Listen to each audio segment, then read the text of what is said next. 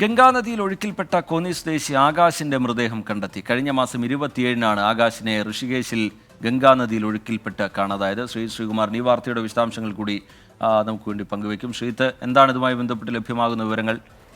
ഏറെ ദിവസമായുള്ള കാത്തിരിപ്പായിരുന്നു, തെരച്ചിൽ അതിനിടയിൽ നടക്കുന്നുണ്ടായിരുന്നു. ഇപ്പോൾ പുതിയ വിവരങ്ങൾ എന്താണ് ശ്രീത്ത്?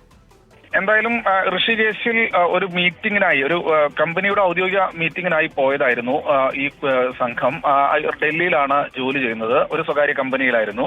ഇതിനുശേഷം രാവിലെ ഈ ഗംഗാനദിയിൽ കുളിക്കാൻ ഇറങ്ങിയതാണ് എന്നാണ് ഏറ്റവും ഒടുവിൽ മനസ്സിലാക്കുന്നത്. 27-നാണ് ഇത്തരത്തിൽ കാണാതാവുന്നത്. 3 പേർ കുളിക്കാൻ ഇറങ്ങി, 2 പേർ രക്ഷപ്പെട്ടു, അല്ലെങ്കിൽ 2 പേർ കരയ്ക്ക് കയറി. പക്ഷേ ഈ പറയുന്നത് പോലെ ഇദ്ദേഹത്തിനെ കണ്ടെത്താൻ കഴിഞ്ഞിട്ടേ ഉണ്ടായിരുന്നില്ല. ആ സമയം മുതൽ തെരച്ചിൽ നടത്തുകയായിരുന്നു. ഇവരെല്ലാവരും വർഷങ്ങളായി ഡൽഹിയിൽ സ്ഥിരതാമസക്കാരാണ്. മൃതദേഹം എന്തായാലും ഇന്ന് രാവിലെയാണ് ലഭിച്ചിട്ടുള്ളത്. ഇവിടെ നിന്നുള്ള ബന്ധുക്കളും പത്തനംതിട്ടയിൽ നിന്നുള്ള ബന്ധുക്കളും അവിടേക്ക് എത്തിയിട്ടുണ്ട്. അല്പസമയത്തിനകം തന്നെ ഋഷികേശിൽ നിന്ന് മൃതദേഹം പോസ്റ്റ്മോർട്ടത്തിനായി ഡൽഹിയിലേക്ക് കൊണ്ടുവരുമെന്നാണ് അറിയിച്ചിട്ടുള്ളത്.